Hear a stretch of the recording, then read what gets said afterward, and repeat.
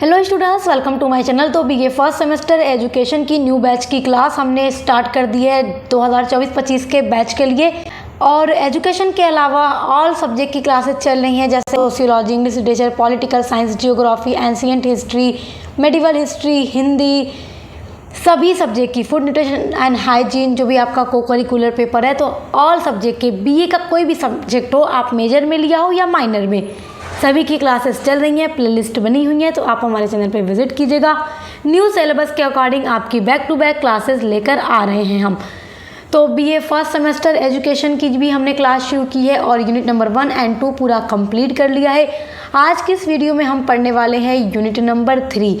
Unit number 3 में आपको पढ़ना है शिक्षा के अभिकरण, यानी एजेंसीज ऑफ एजुकेशन। शिक्षा के देखिए कितने अभिकरण होते हैं, कैसे होते हैं, ये सब बहुत इंपॉर्टेंट है और एग्जाम में पूछता है यहाँ से क्वेश्चन। तो आज के इस वीडियो में हम इसको पूरा डिटेल में पढ़ने वाले हैं। तो आपका यहाँ से लॉन्ग क्वेश्चन, शॉर्ट क्वेश्चन पूरा तैयार हो जाएगा। अच्छा स्टूडेंट्स, देखिए आप लोग अभी बीए में नए नए आए हैं, तो आपसे एक बात ज़रूर कहना चाहूँगी जो आपके लिए हेल्पफुल होगी बीए के 3 सालों तक। आप हमारे चैनल को सब्सक्राइब ज़रूर कीजिएगा। सक्सेस मास्टर पॉइंट एक ऐसा चैनल है जिस पर बीए के हर एक सेमेस्टर की हर एक सब्जेक्ट की फुल क्लास न्यू सिलेबस के अकॉर्डिंग कराई जाती है। मॉडल पेपर की वीडियोस प्रोवाइड किए जाते हैं और जो मॉडल पेपर मैं आपको एग्ज़ाम से पहले देती हूँ वहाँ से 95% क्वेश्चन प्रतिवर्ष आते हैं। तो इसलिए आप हमारे साथ ज़रूर जुड़िएगा अगर आप अच्छे से अच्छा अंक चाहते हैं। तो जैसा कि हमारा टॉपिक है शिक्षा के अभिकरण, तो शिक्षा के मुख्य 2 अभिकरण हैं। पहला है शिक्षा का औपचारिक अभिकरण और दूसरा है शिक्षा का अनौपचारिक अभिकरण। तो आज के इस वीडियो में दोनों को डिटेल में जानेंगे। सबसे पहले देखते हैं शिक्षा के औपचारिक अभिकरण। देखिए शिक्षा के औपचारिक अभिकरण में क्या क्या चीज़ें आएंगी। देखिए वे संस्थाएं जो किसी पूर्व निश्चित उद्देश्य के अनुसार चलती हैं, जैसे आपका स्कूल हो गया, आपका कॉलेज हो गया, यूनिवर्सिटी हो गई, चर्च हो गया, लाइब्रेरी हो गई, ये सब क्या है, शिक्षा के फॉर्मल यानी औपचारिक अभिकरण हैं, जिसके अर्थ की कुछ सीमा होती है और जो शिक्षा के संकुचित उद्देश्य की प्राप्ति में साधन मात्र होता है, औपचारिक साधन कहलाता है। इसके अंतर्गत शिक्षालय, चर्च, संग्रहालय, पुस्तकालय आदि आते हैं। अच्छा देखिए औपचारिक अभिकरण एकदम आम सी भाषा में समझ लीजिए। जब तक हम एकदम अपनी लैंग्वेज में नहीं समझते ना, आसान भाषा में, तो समझ नहीं आता। चीज़ें जो बुक में लिखी होती हैं कभी कभी बहुत सिंपल होती हैं मगर फिर भी समझ नहीं आती क्योंकि बहुत शुद्ध हिंदी होता है ना। ऐसी समस्या बहुत सारे छात्रों को होती है, तो इसमें कोई हंसने वाली बात नहीं है, समझिए।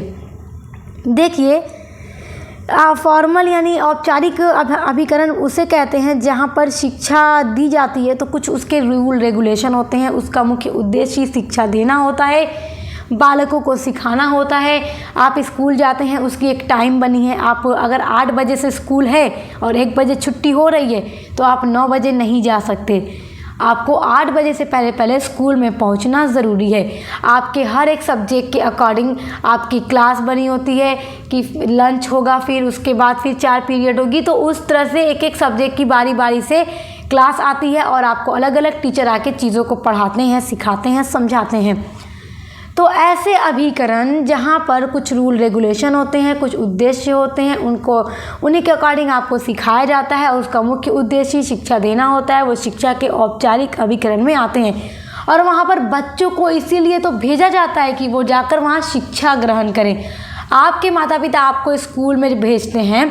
आपका जब एडमिशन स्कूल में कराया गया, अब तो आप कॉलेज में आ गए हैं, लेकिन जब आपका एडमिशन स्कूल में कराया गया था तो किस उद्देश्य से आपके माता पिता ने कराया था कि जाके मेरा बच्चा वहाँ पे लड़ाई झगड़ा करना सीखे, गलत काम करना सीखे? नहीं, आपके माता पिता ने आपको इस उद्देश्य से भेजा कि आप वहाँ जाइए, सही चीज़ों को पढ़िए, जानिए, शिक्षा ग्रहण कीजिए, समाज में कैसे रहना है, बड़ों से छोटों से कैसे बात करनी है, आपके अंदर नैतिकता का विकास हो, इसलिए आपके माता पिता ने आपको स्कूल भेजा। ठीक है, तो वो शिक्षा के औपचारिक अभिकरण में आएगा। शिक्षा के अभिकरण में दूसरा है शिक्षा के अनौपचारिक साधन, या लिखिए शिक्षा के अनौपचारिक अभिकरण। ठीक है, अभिकरण या साधन, उसमें कोई मसले वाली बात नहीं है, बात एक ही है। देखिए शिक्षा के अनौपचारिक साधन में सबसे अच्छा साधन होता है हमारा परिवार। बच्चा परिवार में रहकर जो चीज़ें सीखता है, देखिए परिवार में भी मम्मी पापा, दादा दादी या बड़े भाई बहन होते हैं, तो तो अपने से छोटे भाई बहनों को और माता पिता अपने बच्चों को सिखाते हैं लोगों से बात कैसे करनी है, झूठ नहीं बोलना है, गलत काम नहीं करना है, चोरी नहीं करनी है, बड़ों का अदब करना है, बड़ों का सम्मान करना है, छोटों से प्यार करना है। तो ये चीज़ें आप घर में भी सीखते हैं। तो घर में मेन आपका उद्देश्य ये तो नहीं है ना कि आपको शिक्षा ही ग्रहण करनी है, सिर्फ पढ़ना ही पढ़ना है। आपका घर में अच्छे से पालन पोषण किया जाता है, आपकी आवश्यकताओं की पूर्ति की जाती है, साथ ही साथ आपको सिखाया जाता है, शिक्षा भी दी जाती है। तो वो शिक्षा के अनौपचारिक साधन में आएगा। देखिए, अनौपचारिक साधन वे साधन होते हैं जो प्रत्यक्ष रूप में शिक्षा प्रदान करते हैं। इन साधनों की न तो कोई पूर्व निश्चित योजना होती है और न कोई निश्चित नियम होते हैं, जैसे कि स्कूल, कॉलेज या यूनिवर्सिटी में होता है। स्कूल वगैरह में क्या होता है, निश्चित योजना बनाई जाती है, इस टाइम ये चीज़ें आज के दिन बच्चों को सिखाई जाएगी, अगले दिन ये सिखाई जाएगी, उसके अगले दिन ये सिखाई जाएगी, उसके कुछ निश्चित रूल रेगुलेशन होते हैं। मगर फैमिली में, परिवार में ऐसा नहीं होता। बच्चे वक्त के हिसाब से चीज़ों को सीखते हैं, समझते हैं और उनके फैमिली के लोग उन्हें सिखाते हैं। देखिए, शिक्षा के अनौपचारिक साधन में खेल का मैदान भी आ जाएगा, पार्क आ जाएगा, पास पड़ोस में खेलना बच्चों का आपस में, वहाँ से भी बच्चे कुछ न कुछ सीखते ज़रूर हैं। तो इन साधनों के अंतर्गत परिवार, समाज, राज्य, युवक समूह, प्रेस या रेडियो आदि आते हैं, जिनके माध्यम से भी बालक चीज़ों को सीखता है, शिक्षा को ग्रहण करता है।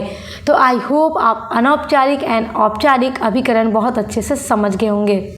आपका अगला बहुत इम्पॉर्टेंट पॉइंट है और एग्ज़ाम में पूछा जाता है कि औपचारिक एवं अनौपचारिक अभिकरण में अंतर स्पष्ट कीजिए। तो आखिर क्या अंतर है इन दोनों के बीच में, उन अंतर को देख लेते हैं, क्योंकि इनके बीच अंतर अक्सर परीक्षा में पूछा जाता है और आपसे भी पूछ सकता है। तो आप पहले हेडिंग डालिएगा, औपचारिक एवं अनौपचारिक अभिकरण में अंतर। फिर इस एक साइड आप शिक्षा के औपचारिक अभिकरण, दूसरी साइड अनौपचारिक अभिकरण हेडिंग डाल करके पहला पॉइंट लिखिएगा एग्जाम में। पहला पॉइंट है आपका, शिक्षा के औपचारिक अभिकरण समाज में संगठित रूप में होते हैं, जैसे विद्यालय एक संगठित रूप में होता है, उसको बनाया जाता है, उसका उद्देश्य ही बच्चों को शिक्षा देना होता है। और अनौपचारिक अभिकरण में पहला पॉइंट है, शिक्षा के अनौपचारिक अभिकरण न तो संगठित होते हैं और न ही संस्थागत रूप से स्थापित होते हैं, जैसे कि मित्र मंडली या परिवार। ये सारी चीज़ें इनका ये सुसंगठित तो नहीं होते, परिवार में दोस्तों के साथ उठ बैठ कर लोग चीज़ों को सीखते रहते हैं। शिक्षा के औपचारिक अभिकरण में दूसरा पॉइंट है, शिक्षा के औपचारिक अभिकरण सदैव किसी न किसी स्थान पर होते हैं। स्कूल है, कॉलेज है, यूनिवर्सिटी है, लाइब्रेरी है, कहीं ना कहीं किसी स्थान पर है, वहाँ पे जाके सीखा जाता है। और इसमें दूसरा पॉइंट है कि शिक्षा के अनौपचारिक अभिकरणों का कोई स्थान निश्चित नहीं होता, ये कहीं भी हो सकते हैं। हो सकता है आप खेल के मैदान में गए हैं, कुछ सीख लें, आप अपने आस पड़ोस के लोगों के साथ बातचीत करते टाइम कुछ सीख लें, आप अपने परिवार में रहकर कुछ सीख लें, आप अपने रिलेशन में जाकर किसी से कुछ सीख लें, पार्क में गए हों आप कुछ सीख लें। तो इसका कोई निश्चित स्थान नहीं होता, कहीं पर भी आप कुछ न कुछ सीख सकते हैं। ये अनौपचारिक होता है और ये औपचारिक है क्योंकि इसका एक निश्चित स्थान भी होता है, स्कूल, कॉलेज, ये सारी जगह। तीसरा पॉइंट है, शिक्षा के औपचारिक अभिकरण केवल शिक्षा प्रदान करने का कार्य करते हैं। ये प्रत्यक्ष रूप से शिक्षा ही प्रदान करते हैं। स्कूल में चले जाइए, कॉलेज में चले जाइए, उनका मुख्य उद्देश्य क्या है? आपको शिक्षा प्रदान करना। तो प्रत्यक्ष रूप से ये आपको एजुकेशन ही देते हैं।